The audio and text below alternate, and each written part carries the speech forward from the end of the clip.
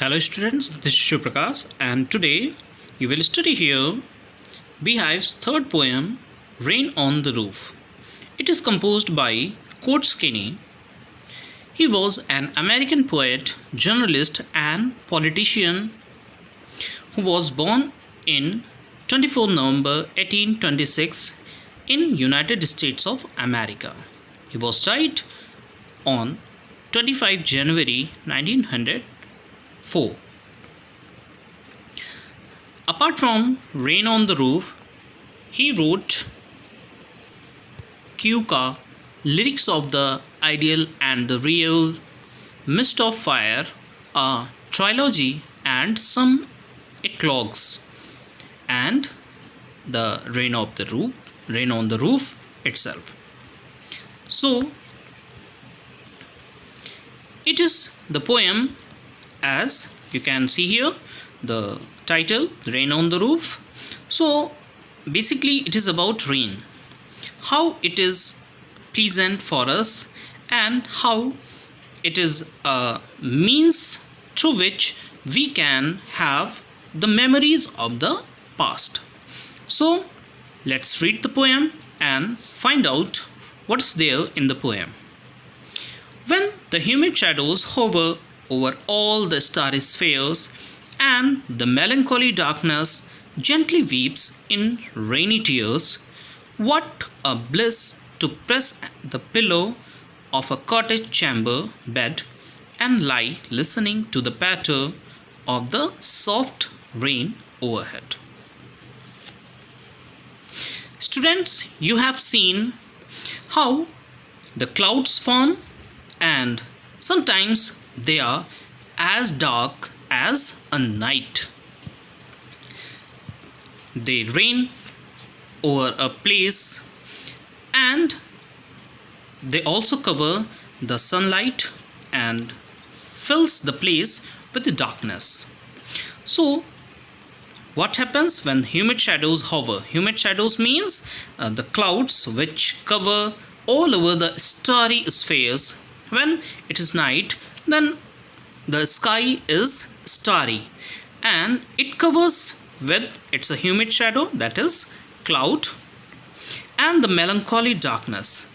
Students, darkness is always compared to melancholy, that is the sadness. So it is melancholy darkness personified here. It is melancholy darkness gently weeps in rainy tears. What a bliss to press the pillow.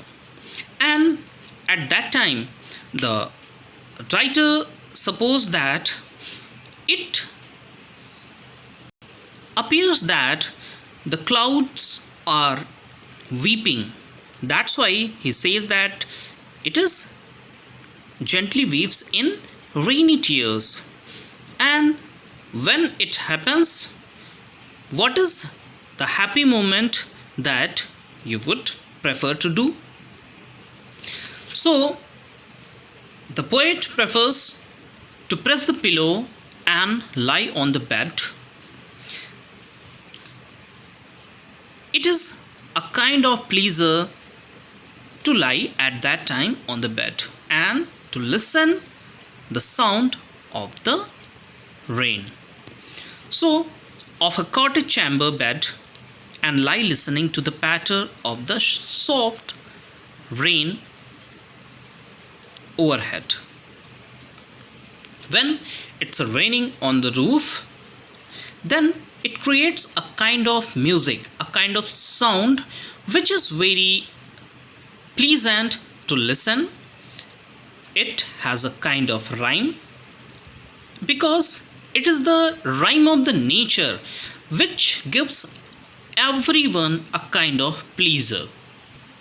In the next passage, he says, every tinkle on the shingles has an echo in the heart, and 1,000 dreamy fancies into busy being start, and 1,000 recollections weave their air thread into woof, as I listen to the patter of the rain upon the roof.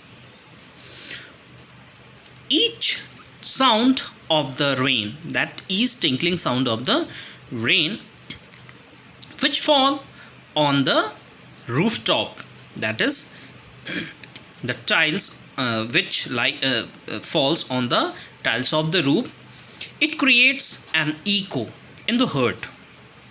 The poet said it creates a kind of echo, means when it falls it creates a kind of sound, and its echo can be felt in the heart, that it is very pleasant. And 1,000 dreamy fancies. Dreamy fancies means the human beings which always busy in dreaming something. Into busy being is here human beings start, means human beings start dreaming a kind of imaginary things. 1,000 recollections weave their air thread into woof. And suddenly what happens? The rain recalls everything in your mind, means whatever happened with you in the past. It reminds you all the things. The collection which your mind has is being recalled. So it weaves their air through threads into woof. Woof is a loom which is covered with thread. That means your memories. So it is a machine which is covered with your memories. So as I listen to the patter of the rain upon the roof, as the poet listens these things, the sound of the rain, he recalls a bunch of memories which he has collected in his mind for long past. Now what does the memory has? In his memory, his mother comes. He recalls his mother, that how he used to love him. His mother is no more now, and he is alone. He talks about the years ago when she was alive. She used to love him very much, and she said him darling dreamers. Darling dreamers means the children which are full of dreams. So ir means before. She left them till the dawn. And during that rainy season, when it rained, her mother allowed him to sleep till the dawn, till the daybreak. Dawn means daybreak. Oh, I feel her fond look on me as I list to this refrain. Whenever, refrain means the sound of the rain. So whenever it rains, it reminds his mother. And to that patter of the rain, he becomes sad on memorizing his mother, because she is no more now. So this is all about the poem, and now I will tell you the figure of speech which are used here. First of all, in the first line here, humid and hover. This is alliteration. When same letter comes in the same line, that is H and H comes here as, then it is alliteration. In the same way, starry spheres.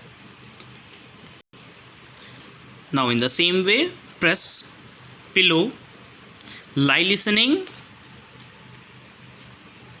busy being, their threads, rain, roof, memories, my mother, darling, dreamers.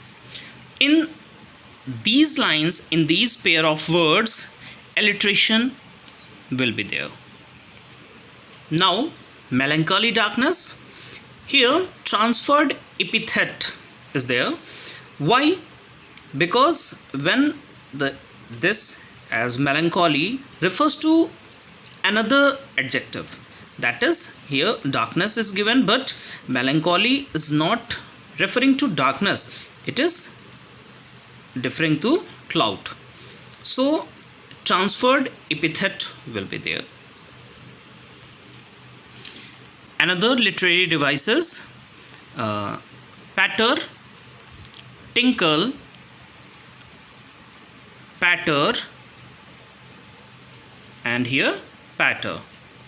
What it means? It is called onomatopoeia. When any kind of sound is represented through any word, then it is called onomatopoeia. In the second passage here, weave their air threads into woof. So it is weaving, means personified. When any non-living object is supposed to do any work, then it is called personification. So in this line you can say personification is there. So this is all about the poem and the literary device. Hopefully you will have understood the poem